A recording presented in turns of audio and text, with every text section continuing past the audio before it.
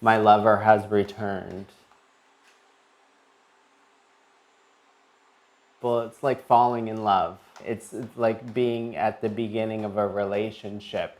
You want to spend all your time with them. You want to get to know them. It's such an intimate and exciting time. And that's how I kind of equate my art practice to when I am creating and making.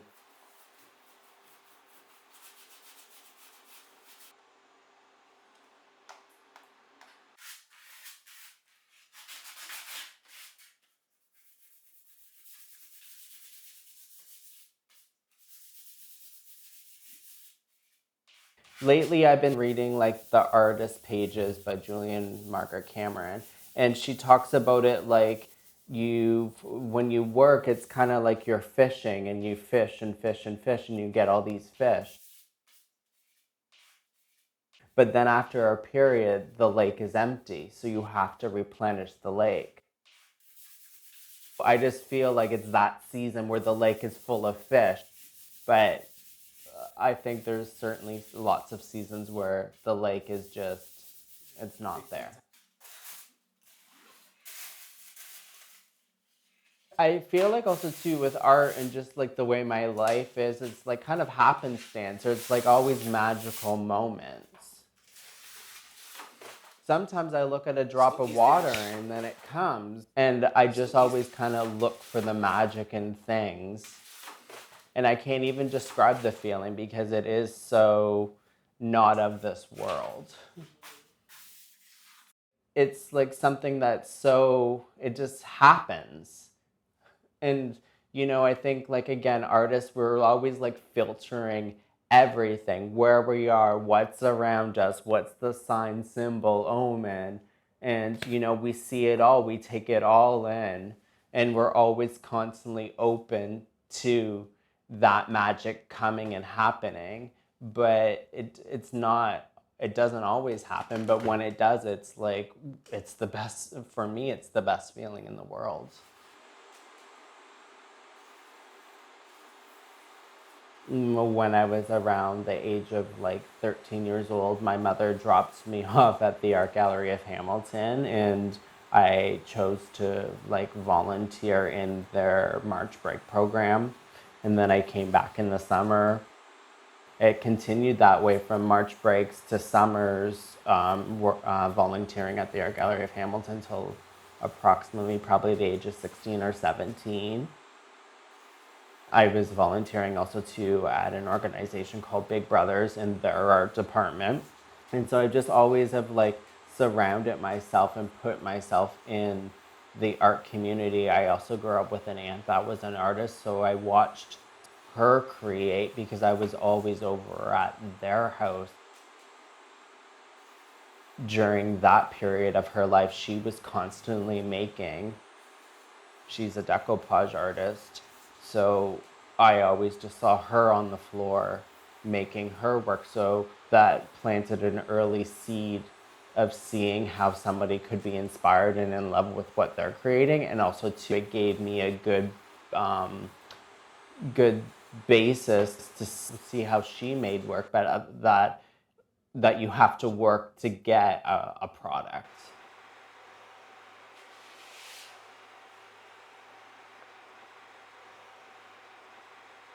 For a long time, I fought with the challenges to almost to not be an artist or to try to be something maybe else or different, um, because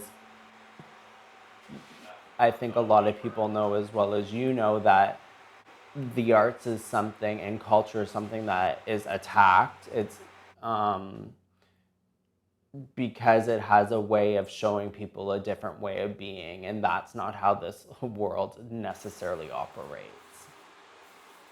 Artists have the ability to show people a different way of life.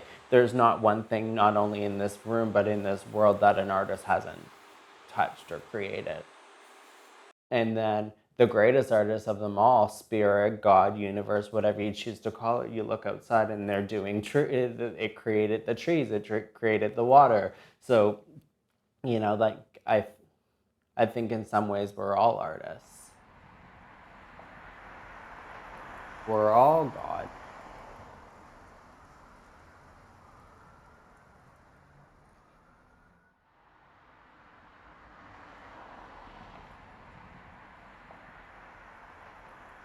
And like, again, it's all one, all a whole. I often, instead of saying God, I usually use the term universe. That feels like a bit more vast or open to me and not so Western.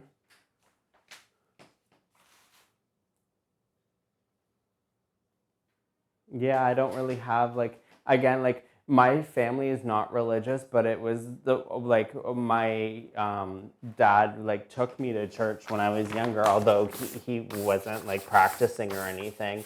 Nobody really in my family was, but it's always just something that's been super important to me. So I used to and still to this day like to go to different churches, um, because again I like that idea of, I loved the idea of heaven, of something other. I love the idea of spirit, um, and it just always like that felt right to me. That felt a lot like centered to me. When again I was 16 and my mom took me to the art gallery, I always say this is my favorite painting because I saw this and I understood. It was like there in the day my mom dropped me off at the art gallery, this painting was hanging in the lobby. And I knew I was, again, the happenstance, the magic. I knew I was meant to be an artist because when I saw this, I knew right away. I was like, yes, there's heaven. That's that man's spirit. I didn't have the language for it. I was still so young, but I understood visually. And so I always kind of refer back to like, I have two favorite paintings and this is one of them. The other one, I don't really like to pull out Basquiat because a lot of people like to refer, like, I think like they'll be like, oh, black artists, or I just don't like, but I love this painting, Riding with Death. So it's like my practice is really based around these two paintings because they're both saying the same thing. This one a little bit more simply, and this one a little bit more complicated, but they're both saying the exact same thing. This one's called The Phantom Hunter. William Bruce Blair, who lived and worked in Hamilton, Ontario. And then we know Basquiat, Haitian artist, American. What type of space is heaven? I don't even, maybe I've described it like even earlier today as a space, but I think the biggest joke is that when we go, again, when we all get there, that we're all gonna laugh at what it is. When, again, I often have that thought, like when you go cross over to the other side, that is like it's going to be, oh yeah, this was a classroom, and how much did you have the capacity to love here, and how compassionate were you to your brothers and sisters, and yeah, I don't think it's like a space or even a place. I more so maybe would say it's an energy. Sometimes I, Nathan, don't even like to take credit for the art. I always say Nathan kind of steps away and inspiration steps in. So that process for me is like you have to be very present. And a good way that I get there, and I'm sure a lot of artists do too, is through meditation, is just to stay present in the moment, present in this moment, present in this moment.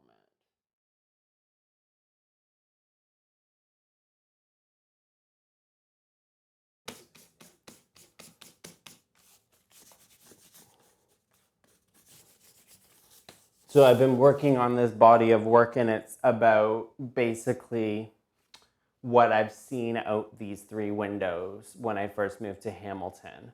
And the wonderful thing about this neighborhood that I live is it's not super affluent, so it has a lot of halfway houses. There's sometimes certain humans that are on different planes of thought that the most common or average human wouldn't be on. And I find, although most people probably would call them mentally ill or try to have them regulate it to be on the same plane as everyone else, I find those people super inspiring and super fascinating, whether they're wearing 70 jackets or they put on so much makeup on their face or they painted their dog. I call it the Black Carnival because of the back or negative space, but also too, it's like it can be a bit of a circus looking outside my window each day with who's walking.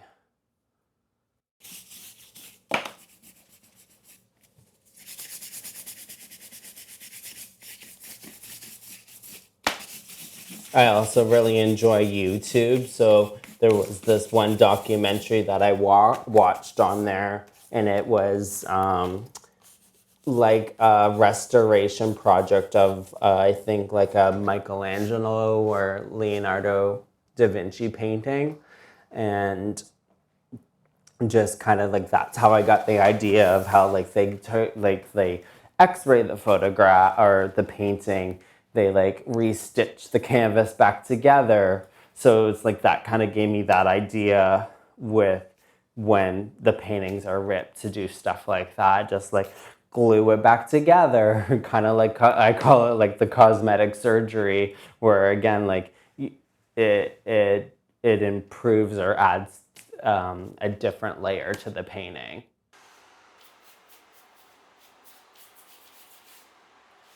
I think life would be rather boring if we constantly were in a state of love all the time. So that's again like I'm open to that. There's other earths and there's other lessons or global schools that we go to or have to go to and learn something different. But I think here that's the one thing that it always boils down to is love.